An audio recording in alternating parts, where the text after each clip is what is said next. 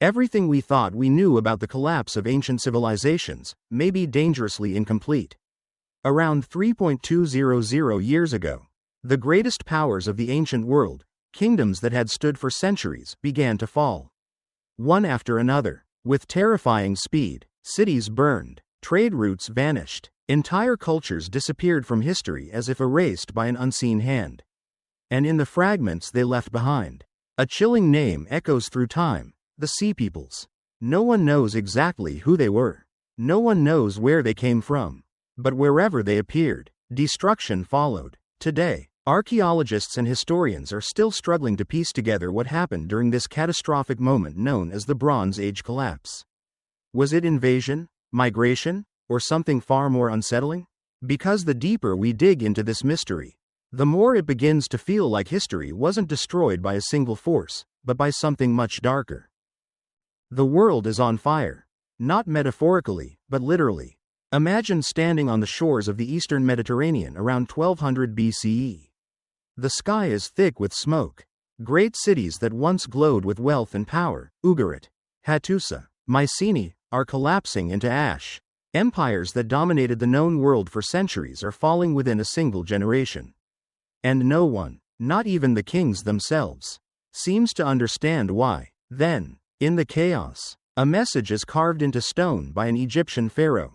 A warning, a record, a cry for survival. He writes of invaders from the sea, mysterious warriors arriving in ships, bringing devastation wherever they land. He calls them the Sea Peoples. For decades, this was dismissed as propaganda. Ancient rulers often exaggerated their victories, inventing enemies to glorify themselves. But the evidence tells a different story.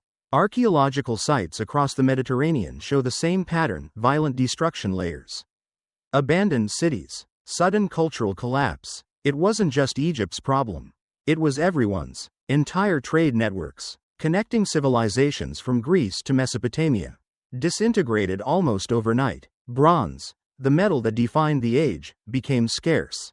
Literacy declined. Civilization itself seemed to fracture. And at the center of it all, these unknown seafaring forces. Who were they? That's where the mystery deepens. Egyptian records describe them not as a single people, but as a coalition, multiple tribes moving together. Families included, not just soldiers. They brought carts, children, entire communities. This wasn't just an invasion. It looked like a migration. But migrations don't usually burn cities to the ground. They don't erase empires. Something about this movement was different. More desperate, more violent, more final. And yet, the strangest detail is this: there are no clear origins, no homeland, no definitive language. The Sea Peoples appear suddenly in the historical record, and then vanish just as mysteriously. Some scholars believe they came from the Aegean.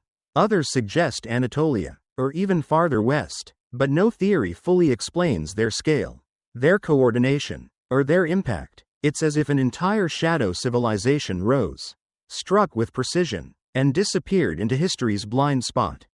But perhaps the most unsettling question is not who they were, but why they came at all. Because civilizations do not collapse this quickly from a single cause. The destruction is too widespread, too synchronized, too absolute. It suggests something far larger was already unfolding, something that weakened these empires before the Sea Peoples ever arrived. Famine, climate shifts, internal rebellion, systems stretched to the breaking point. And then, like a final blow, the Sea Peoples. So what were they really? A cause of collapse, or a symptom of something deeper? Because if they were only the visible edge of a much larger disaster, then the real story isn't about invaders from the sea. It's about a world already on the brink, and the moment something pushed it over. And if that's true, then the fall of the ancient world wasn't an accident. It was a chain reaction. The question is, what started it? At first glance, the fall of the Bronze Age empires looks like a coordinated invasion, ships appearing on distant shores, cities burning in their wake, kingdoms collapsing one by one. But when archaeologists began to reconstruct the timeline more carefully, something didn't add up. The destruction wasn't perfectly simultaneous. It unfolded like a slow-motion avalanche, starting in some regions before others, spreading across decades. And beneath the ash layers, a deeper pattern began to emerge. These civilizations were already weakening long before the Sea Peoples arrived. The Bronze Age world was not built on strength alone, it was built on connection.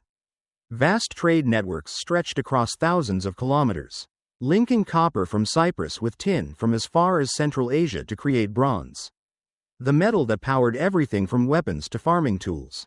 Kingdoms depended on this fragile system like arteries feeding a living organism. But when even one link failed, the entire structure became unstable.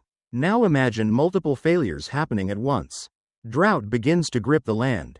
Harvests shrink. Food becomes scarce. Written records from the time speak of famine, of desperate pleas for grain shipments that never arrived. When the fields fail, people move. When people move, borders strain. At the same time, the climate itself appears to have shifted. Evidence from ancient pollen and sediment cores suggests a period of prolonged drought across the eastern Mediterranean. Rivers shrank, crops withered, and for societies already stretched thin, this wasn't just an inconvenience, it was existential. A single bad harvest can be endured. A decade of them cannot. Entire populations were pushed toward desperation. And desperation changes behavior. It creates refugees, but it can also create raiders. Inside the empires, the pressure was building. These were highly centralized systems, dependent on palace economies and rigid hierarchies. Kings controlled production, trade, and distribution. But this efficiency came at a cost: lack of flexibility. When crises hit, these systems couldn't adapt quickly. There are signs of internal rebellion, of cities turning against their own rulers. Letters from the time speak of chaos, of enemies within, of regions breaking away. It was no longer a stable world, it was a fractured one. Vulnerable from the inside. And then, into this fragile landscape, came the Sea Peoples, not as the origin of the collapse, but as its catalyst. Groups displaced by the same pressures: climate, famine, instability, moving across the sea in search of survival. But survival on this scale becomes something else. When thousands move together, they need resources, land, food, and if those things are already scarce, conflict becomes inevitable. What we call the Sea Peoples may not have been a single entity at all, but waves of displaced populations, converging into a force powerful enough to overwhelm already weakened states.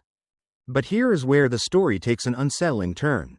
Because recent studies suggest this wasn't just a regional crisis, it may have been one of the first truly global systemic collapses in human history. Multiple independent failures, interconnected through trade and environment, amplifying each other in a cascading effect. A drought here disrupts trade there. A rebellion here weakens defenses elsewhere. And suddenly, a complex civilization becomes fragile. The Sea Peoples didn't just attack a strong world. They arrived at the exact moment that world could no longer defend itself. And that timing raises a disturbing possibility. What if the collapse was inevitable, and they were simply the final trigger? Or worse, what if this wasn't a unique event at all, but a pattern? When the fires finally died down, the world that remained was almost unrecognizable. Entire civilizations had vanished, not gradually, but abruptly, like a story cut mid-sentence. The Hittite Empire, once a superpower rivaling Egypt, disappeared so completely that for centuries, its very existence was forgotten. Mycenaean Greece fell into a dark age where writing itself was lost. Trade routes that once connected continents dissolved into silence. For generations, people lived among the ruins of a world they no longer understood. And the Sea Peoples faded into the background, leaving behind only fragments, as if they had never fully belonged to history at all. But the most haunting implication is not what was lost. It's how easily it was lost. These were not primitive societies. They were advanced, interconnected, sophisticated civilizations, masters of engineering, diplomacy, and warfare. And yet, when the pressure reached a critical point, they didn't slowly decline. They collapsed. Fast. This challenges one of our deepest assumptions about human progress, that once a civilization reaches a certain level of complexity, it becomes stable, resilient, enduring. The Bronze Age collapse suggests the opposite. The more complex a system becomes, the more fragile it may be. Because complexity creates dependency. Dependency creates vulnerability, and vulnerability, when combined with external stress, can trigger collapse in ways that are impossible to predict. A drought is not just a drought. It becomes famine. Famine becomes migration. Migration becomes conflict. Conflict disrupts trade. Trade disruption weakens economies. Economies collapse. And suddenly, an entire civilization begins to unravel, not from a single catastrophic event, but from a chain reaction that feeds on itself. The sea peoples were not the storm. They were the wave that broke after the storm had already begun. And this is where the past begins to feel uncomfortably close to the present. Today, we live in a world more interconnected than ever before. Global supply chains stretch across oceans. Entire economies depend on systems so complex that no single person fully understands them. Climate patterns are shifting. Resources are under pressure. Populations are moving. On the surface, our world appears stable, just as it did in the Bronze Age. But beneath that stability lies a delicate balance. One disruption can ripple outward, triggering consequences far beyond its origin. Historians now believe the Bronze Age collapse was not a mystery to be solved, but a warning to be understood. It shows us that civilizations do not fall because of one enemy, one disaster, or one mistake. They fall when multiple stresses align, when systems become too rigid to adapt, and when a final trigger pushes everything past the point of recovery. The Sea Peoples were that trigger. But the real force behind the collapse was something far more powerful, the hidden fragility of complex systems. And perhaps that is the most unsettling truth of all. Because it means the question isn't just who the Sea Peoples were. It's whether we would even recognize them, if they appeared again. Because history doesn't repeat itself exactly, but it does echo. And sometimes, those echoes arrive not as invaders, but as consequences.